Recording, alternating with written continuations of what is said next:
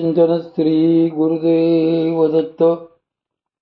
आपण वामन प्रकाश यांची बरीचशी पुस्तकं वाचत आहोत. त्याची जवळजवळ 15, 20, 22 पुस्तकं झालेली आहेत. सध्या आपण परमपूज्य सद्गुरू दादा लिखित प्रज्ञाचक्षु श्री संत गुलाबराव महाराज विरचित हिरण्ययोग पुस्तक एक अभ्यास हे वाचण्यात घेतले आहे. पूर्व आणि पश्चिम मार्ग काल आपण पाहिला.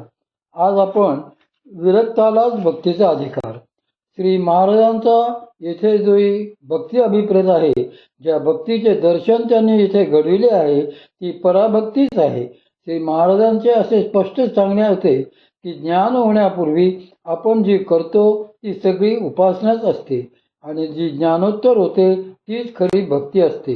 जोपर्यंत जीवाची चित्तशुद्धी झालेली नसते, त्याला वैराग्य प्राप्ती झालेली नसते, ज्ञान स्थिर झालेले नसते, तोपर्यंत तो जीव भक्तीचा अधिकारीच नसतो.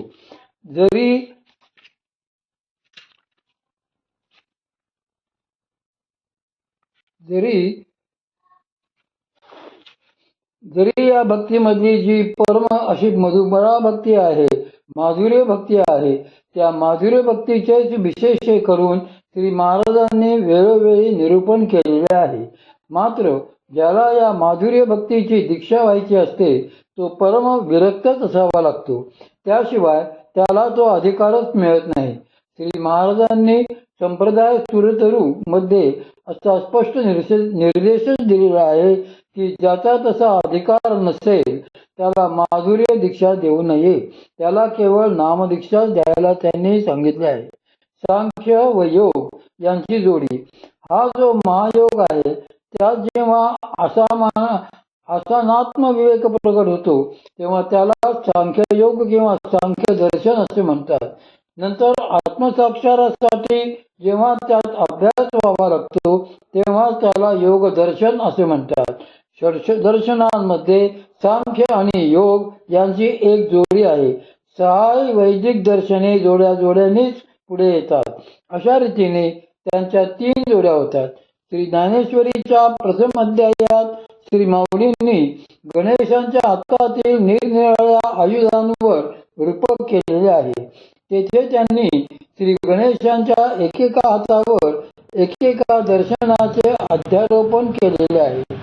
योग आणि सांख्य यांची जोडगोळी आहे.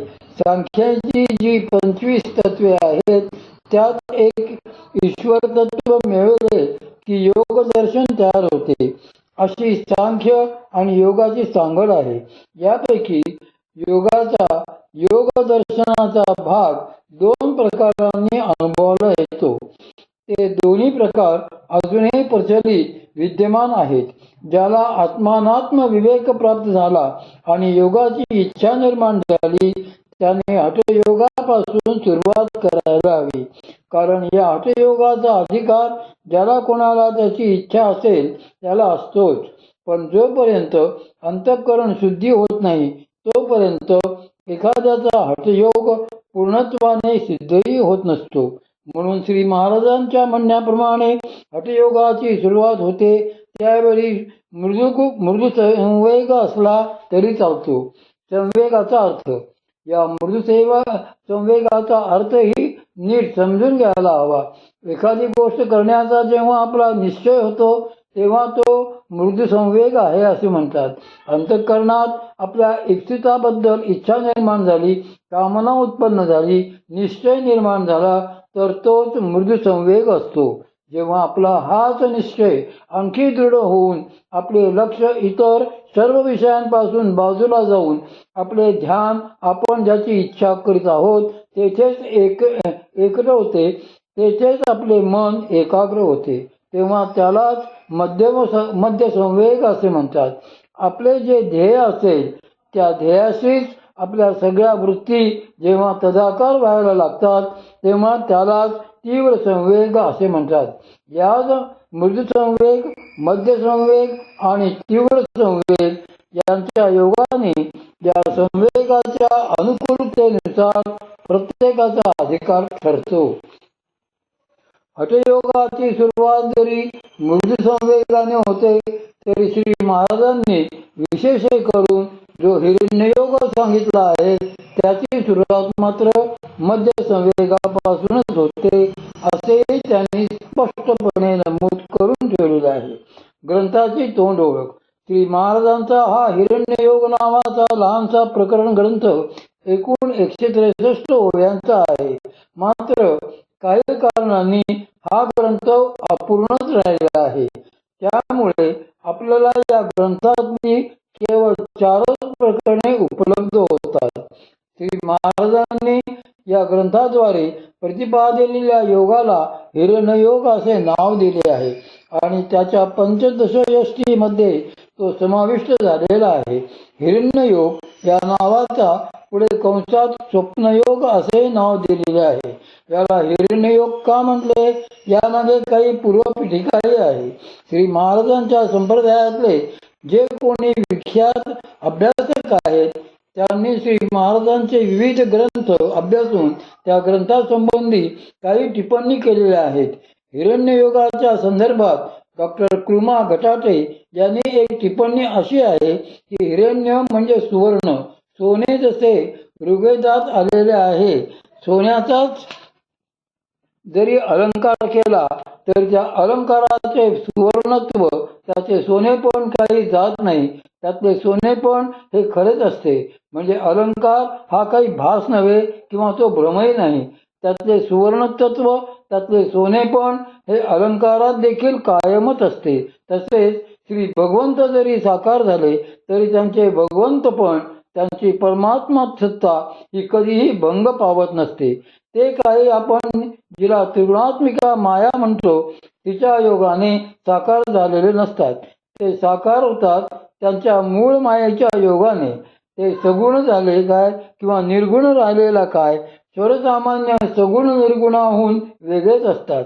म्हणूनच त्यांची साकारता हा शास्त्रांनी भ्रम मानलेला नाही, आवर्त मानलेला नाही. त्याला अनध्यस्त विवर्त अशी संज्ञा आहे.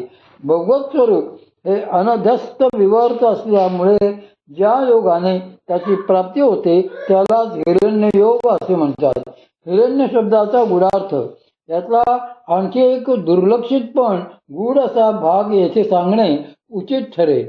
हा जो हिरण्ययोग असा शब्द आहे त्यातला हिरण्य हा विभाग श्री महाराजांनी इतरत्र कोठून आणलेला नाही. श्री नाथ संप्रदायात, श्री दत्त संप्रदायात या हिरण्ययोगाचे साधन अत्यंत निगूढ म्हणून प्रसिद्ध आहे. तेही केवळ गुरुशिष्य परंपरेने प्राप्त होणारे असते. भगवान श्री गोरक्षनाथ महाराजांच्या वाङ्मयात या हिरण्ययोगाचा सूचक उल्लेख मिळतो.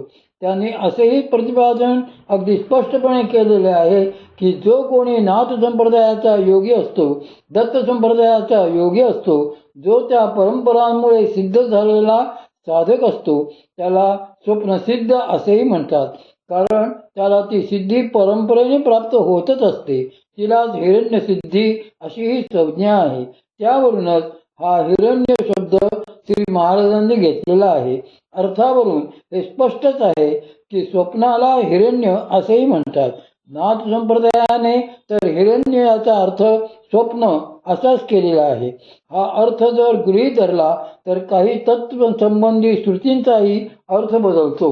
उदाहरणार्थ ईशावास्योपनिषदातील जी प्रसिद्ध स्तुती आहे त्यात म्हटलेले आहे की हिरण्यमेयेन पात्रेण सत्यस्थापितं सुखं मुखं त्वं पूषन्न पावृणु सत्यधर्माय दृष्टये. सर्वच टीकाकारांनी, व्याख्याकारांनी याचा अर्थ असा केलेला आहे की जो सत्य स्वरूप परमात्मा आहे त्याचे श्रीमुख हिरण्यमय, ज्योतिर्मय, सूर्यमंडल रूप पात्राने झाकलेले आहे. सगळ्यांनी हिरण्य याचा अर्थ मोह, संसार, प्रपंच अथवा ज्योतिर्मय सूर्यमंडल असाच घेतला आहे. पण येथे हिरण्यचा अर्थ स्वप्न असा जर घेतला तर याच श्रुतीचा अद्भुत असा आगळाच अर्थ प्रगट होईल. हिरण्यगर्भाचा उलगडा. परमात्मा स्वप्नमय मायेमुळे झाकलेला आहे, त्यामुळे तो प्रगट होत नाही. मांडुक्य कारिकेमध्ये परब्रह्माच्या 4 पादांचे वर्णन आलेले आहे. त्या 4 पादांचे विश्व, तेजस, प्राज्ञ वगैरे अभिमानी पण श्रुतीने सांगितलेले आहेत. त्या प्रत्येक पादाशी जागृती, स्वप्न, सुषुप्ती आणि तुर्या या अवस्था निगडीत आहेत. जागृत स्थितीत परब्रह्माचा प्रथम पाद अनुभवायला मिळतो. तोच विश्व या नावाने प्रसिद्ध आहे. स्वप्नावस्थेत परब्रह्माचा दुसरा पाद प्रगट होतो. त्याला हिरण्यगर्भ अशी संज्ञा आहे. यावरूनही हिरण्यगर्भ याचा अर्थ स्पष्ट होतो. श्रुतींमध्ये एक वर्णन असे आलेले आहे की ते परमात्मा स्वरूप सृष्टीचे प्रगटीकरण होण्यापूर्वी सुवर्णासारख्या दिव्य वर्णाच्या अंडाकार रूपात अंडरूपाने प्रगट झाले होते. त्याला हिरण्यगर्भ असे म्हटले आहे. काही ठिकाणी ब्रह्मदेवांना देखील हिरण्यगर्भ म्हणतात असे आढळले, पण येथे तसे अभिप्रेत नाही. बारकाईने विचार केल्यास ध्यानात येईल की स्वप्नसृष्टीचे